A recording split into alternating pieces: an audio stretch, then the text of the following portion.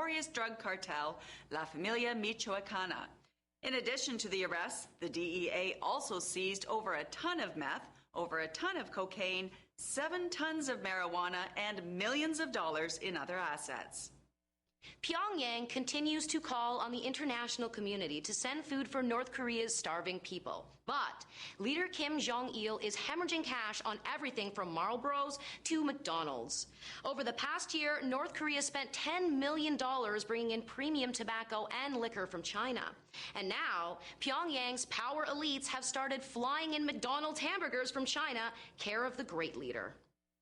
Over the past 3 years, British scientists have created more than 150 human-animal hybrid embryos.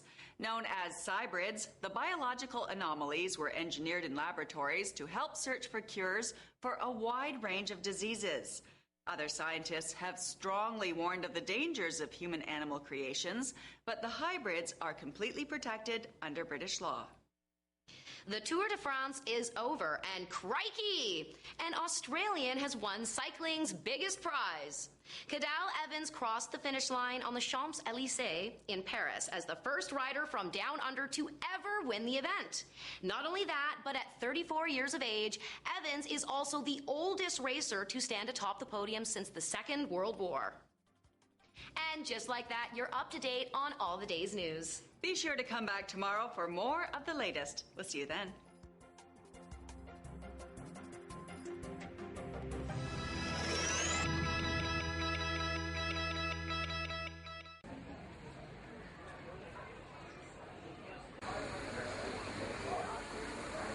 Hang on the gate.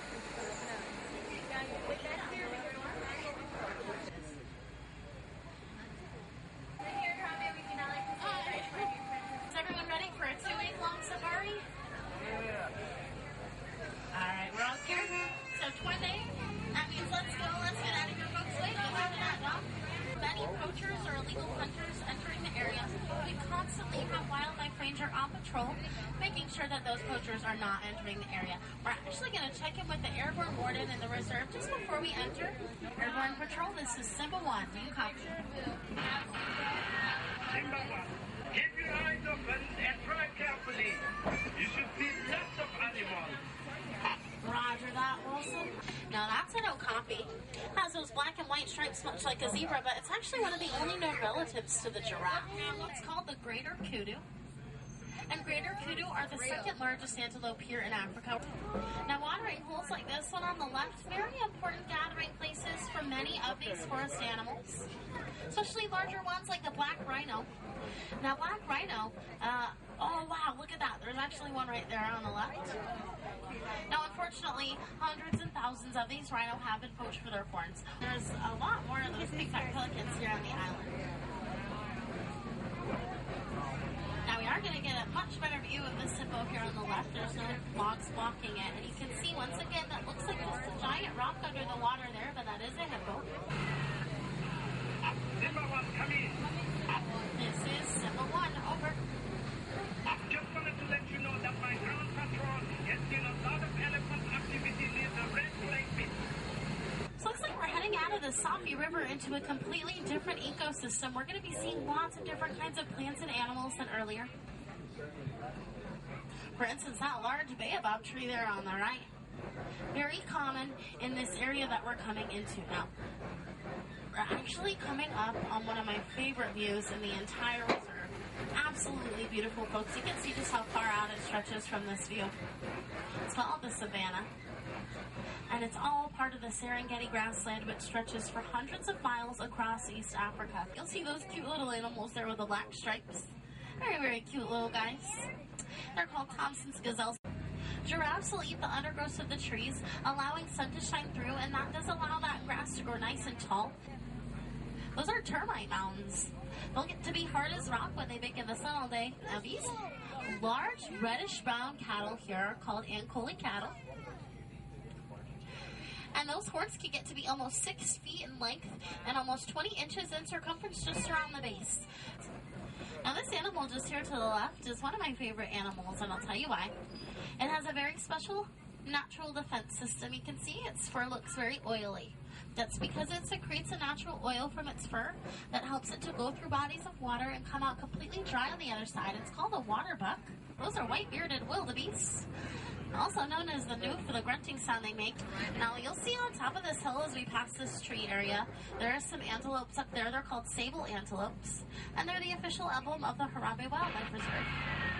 You'll see them on top of this hill. What is your location? Over.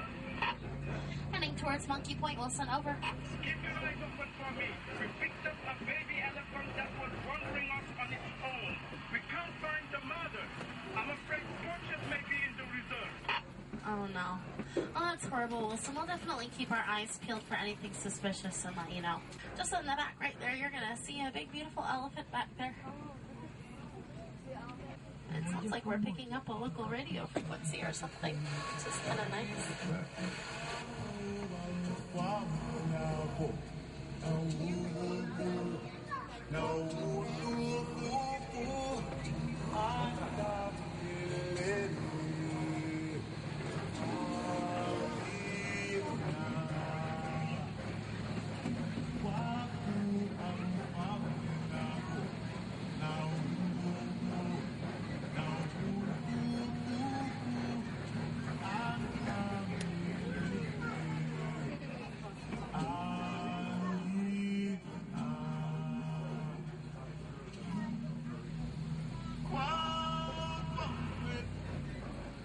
I guess we lost that local radio frequency. That's alright. So folks, just to the right here, you're going to see some red clay with some tusk marks. Elephants will commonly occupy themselves by those red clay pit areas. They'll eat that red clay for all the nutrients it provides. Oh, and some more elephants to the left. This actually looks like a pretty young elephant, too. Those elephants will stay with their mothers for about 14 years after birth, so that elephant's mother is probably very close by, actually. Great elephant sightings there. Alright, so it looks like a flock of greater flamingo have flown into this watering hole here. Greater flamingo are the lightest in coloring of all flamingo, and they do get that light pink tint from the food that they find, and that is mostly from shrimp. But anything with keratin in it will give them that light pink tint. Now I see some large footprints here in the dirt. White rhino are a great success story here in Africa. At one point they were very close to extinction. Now here on the right to the bottom of the truck, you're going to see those large white eggs. Very, very large eggs. Those are ostrich eggs. Zimbabwe, I see you at the junction. I suggest you go west. It will be worth it. Roger that, Wilson. We'll head that way in just a bit. There's this giant rock structure up ahead. It's called a kopie, and it's a great place to find lion because lion do tend to use that height. Oh, look at that. There's a couple ostrich there. That's a bontebok over there. Bonteboks are very special because they're almost extinct in the wild. Now these white animals we're coming up on, they're standing very, very still. They have those big, long, curly horns. Those are addax. And addax, like the bontebok that we see in the way back right there, are almost extinct in the wild. There are Porches in the area. Can you help us cut them off? Alright, Wilson, I think we're in. Uh-oh. Wilson, come in. I'm seeing a smashed gate here on the left. I'm going to enter. Looks pretty suspicious, and it might be where the poachers enter the reserve. Let me know if I'm heading the right way. Over.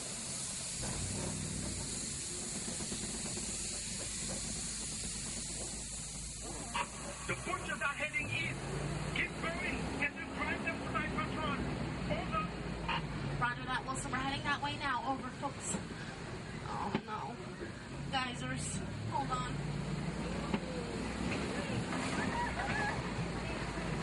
We located the mother elephant. Thanks to you, they are now both safe. Asante sana, everyone. We see that baby now, Wilson. Looks like we did get a little bit off of our scheduled adventure.